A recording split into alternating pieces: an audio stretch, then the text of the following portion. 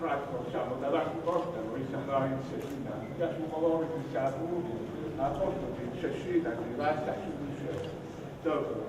Da mi dok se već dobro razumije radima, da je naši ćemo došli sad. Kvalitetni materijal. Dakle, ova izložba je samo